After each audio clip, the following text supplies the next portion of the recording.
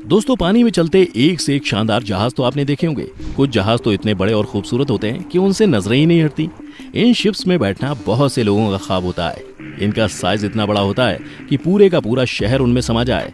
तो ऐसे में इन्हें देखकर हम सबके दिमाग में कई तरह के सवाल आते हैं, जैसे ये बनते कैसे होंगे, इतने बड़े जहाज को पानी में कैसे उतारते हैं, और सबसे जरूरी बात, जब एक कील पानी में डूब जाती है तो ये इतने बड़े जहाज पानी में डूबते क्यों नहीं।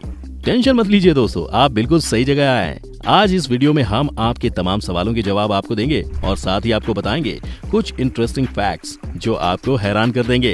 तो चलिए शुरू करते हैं। नमस्कार दोस्तों, स्वागत है आपका द मिस्टिका लैंड पर।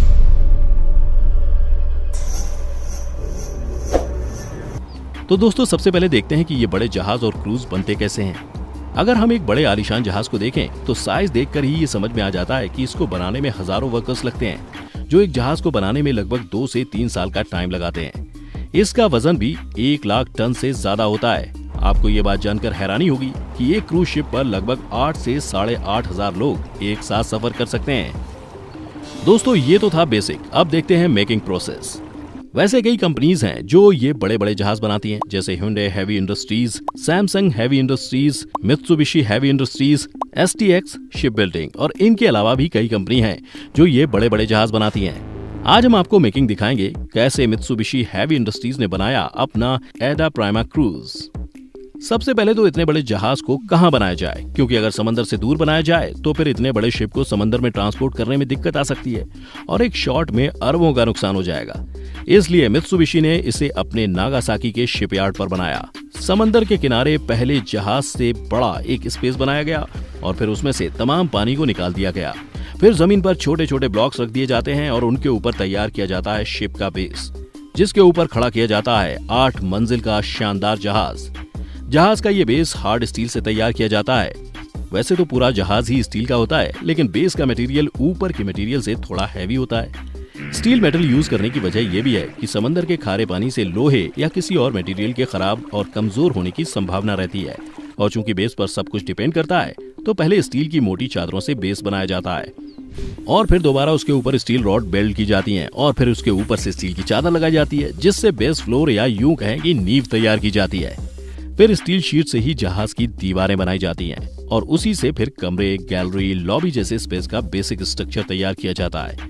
इसी तरह एक एक करके स्टील की चादर और रॉड से शिप के सारे फ्लोर और शिप का पूरा ढांचा तैयार किया जाता है। उसके बाद शुरू होता है जहाज के अंदर का काम। शिप के अंदर स्टील की सीलिंग बनाकर छत तैयार की जाती है। फिर पूरे जहाज के अंदर बिजली की सप्लाई के लिए वायरिंग की जाती है। लकड़ी और शीशे से जहाज के अंदर कमरे तैयार किए जाते हैं। यानी यूं कहें कि बेसिक डिजाइन के बाद काम शुरू होता है जहाज के आलीशान और खूबसूरत बनाने का, जिसके लिए जहाज में वो सब कुछ बनाया जाता है जिसकी आपको जरूरत पड़ सकती है। शिप को बनाने में लग्जरी का भी पूरा ख्याल रखा जाता है और साथ ही शिप के इंजीनियर आपकी सेफ्टी का भी पूरा ख्याल रखते हुए शिप को बनाते हैं। शिप का इंटीरियर इतना खूबसूरत होता है कि हर कोई देखता ही रह जाए। शिप के अंदर शानदार bedroom, bathroom, kitchen, gallery, lobby, pool, gym, casino, hospital, यहाँ तक कि शॉपिंग कॉम्प्लेक्स तक इतने दिलकश होते हैं कि देखने वाला पहली ही नजर में दीवाना हो जाए। कुल मिलाकर एक आलीशान क्रूज में वो हर चीज बनाई जाती है जो आपको किसी खूबसूरत शहर में मिलेगी। तभी तो लोग इन क्रूजों को पानी में चलने वाला आलीशान और खूबसूरत शहर भी बोलते हैं। और जब ये शानदार क्रूज बनकर तैयार हो जाता है तो इसके वेंटिलेशन के लिए शीशे का बड़ा सा जाल तैयार किया जाता है, जो शिप से बाहर तैयार होता है और बाद में उसे बड़ी क्रेनों की मदद से जहाज पर फिट कर दिया जाता है। इसके बाद जहाज में इंजन और ब्रॉन्ज का प्रोपेलर लगाया जाता है। ब्रॉन्ज का प्रोपेलर लगाने की वजह यह है, ब्रॉन्ज एल्यूमिनियम और सिलिकॉन का अलॉय होता है जो कि खारे पानी में जंग नहीं पकड़ता। ये प्रोपेलर जितनी तेज घूमेगा, शिप उतना ही तेज चलेगा। इसीलिए कई बड़े शिप में एक से ज्यादा प्रोपेलर भी लगाए जाते हैं। उसके बाद जहाज की बॉडी पर जंग रोधक केमिकल लगाया जाता है ताकि समंदर के खारे पानी से जहाज को जंग न लगे, और फिर इसके ऊपर से जहाज पर प्रॉपर पेंट किया जाता है। उसके बाद जहाज को टेस्टिंग के लिए पानी में उतारा जाता है। टेस्टिंग के बाद जहाज को वापस वहीं पर लाया जाता है और जहाज में जो भी कमी मिलती है उसे ठीक किया जाता है और फिर सारा काम ओके होने के बाद जहाज पर डिजाइन और लोगो बनाया जाता है और इस तरह एक शिप बनकर तैयार हो जाता है। दोस्तों, ये तो थे कि शिप कैसे बनता है। अब सवाल ये आता है कि इतने बड़े जहाज को पानी में कैसे उतारते हैं, क्योंकि यहाँ पर एक छोटी सी गलती और ये समझ लो कि भाई गई भैंस पानी में। यहाँ भैंस का मतलब है कई 100 करोड़ रुपए। तो चलिए देखते हैं कि कैसे इन बड़े बड़े जहाजों को पानी में उतारा जाता है। जहाजों को समंदर या नदी में उतारने के लिए फ्लोटिंग आउट टाइप लॉन्चिंग तरीका सबसे आसान और सबसे कम खतरनाक है। जैसा कि हमने आपको शुरू में बताया था कि जहाज को बनाने से पहले समंदर किनारे जहाज से बड़ी जगह को खाली किया जाता है और फिर वहां उसे बनाया जाता है। तो इस तरीके में जहाज के पूरे होने के बाद उस जगह को वापस पानी से भर दिया जाता है और फिर उस पानी को समुद्र के पानी से मिला दिया जाता है। फिर जहाज धीरे धीरे समुद्र में आ जाता है।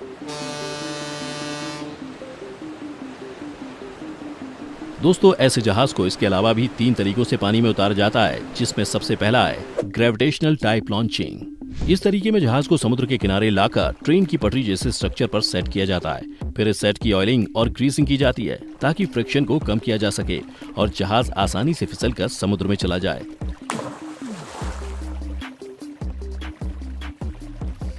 ऑयलिंग के बाद जहाज को सेट पर रखा जाता है और फिर जहाज फिसलते हुए पानी में चला जाता है। इसको ग्रेविटेशनल टाइप लॉन्चिंग इसलिए बोलते हैं क्योंकि यहाँ पर जब जहाज को सेट पर रखा जाता है उसके बाद शिप की लॉन्चिंग का काम ग्रेविटी खुद करती है। हालांकि जब ऑयल और ग्रीस पर फिसलते हुए जहाज पानी में जाता है तो जहाज के साथ अच्छा खासा ऑयल और ग्रीस भी समंदर में चला जाता है, जिससे समुद्र में काफी पॉल्यूशन फैलता है। Airbag launching.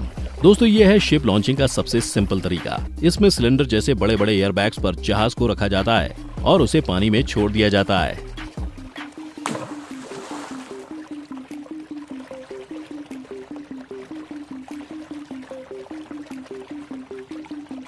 Mechanical type launching. दोस्तों, अब तक हमने जितने भी तरीके देखे ये उनमें सबसे खतरनाक है और इसी वजह से इस तरीके से बड़े जहाजों को पानी में नहीं उतारा जाता है क्योंकि उनके डूबने का खतरा ज्यादा होता है। इस तरीके में ट्रक, क्रेन या किसी और मशीन की मदद से जहाज को उठाया जाता है और पानी में रखा जाता है। अब आप समझ ही गए होंगे कि सिर्फ छोटे जहाजों के लिए ही ये तरीका कारगर है। तो दोस्तों, अब आप समझ ही गए होंगे कि बड़े बड़े जहाज बनते कैसे हैं और बनने के बाद पानी में कैसे उतरते हैं। तो हमें कमेंट करके बताएं कि आपके हिसाब से कौन सा तरीका सबसे ज्यादा इफेक्टिव है। दोस्तों, अब हमें ये तो पता है कि पानी में इन्हें उतारा कैसे जाता है, लेकिन जब एक छोटी सी कील पानी में डूब जाती है तो ये बड़े बड़े जहाज पानी में तैरते कैसे हैं, ये डूबते क्यों नहीं है? टेंशन मत लीजिए, हम बताते हैं। ग्रेविटेशन की वजह से हर चीज धरती की तरफ आती है और इसी वजह से पानी में कील, गेंद या कोई भी चीज डूबती है। लेकिन फिर शिप क्यों नहीं डूबते? दोस्तों, यहाँ पर काम आता है आर्किमिडीज प्रिंसिपल, जो ये कहता है कि जो भी चीज हम पानी पर डालते हैं जितना उसका वजन होता है उतना ही पानी वो सतह से हटाती है। अब दूसरी चीज ये है कि जब कोई भी चीज पानी में जाती है तो उसका वजन कम होना शुरू हो जाता है।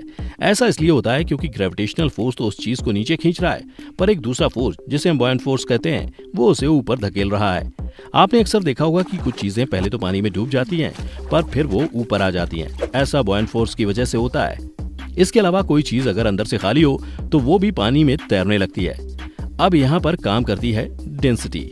ज्यादातर जो जहाज होते हैं वो साइज में तो बहुत बड़े होते हैं पर साइज के मुकाबले वजन बहुत कम होता है। जैसा कि हमने आपको बताया कि जहाज एल्यूमिनियम से बनते हैं जो कि बहुत हल्की धातु होती है। जहाज इस तरह बनाया जाता है कि उसकी डेंसिटी पानी की डेंसिटी से कम होती है और नीचे वाला हिस्सा बिल्कुल खाली होता है और वो अपने वजन के मुकाबले अपने आकार के हिसाब से कम पानी हटाता है और पानी में तैरने लगता है।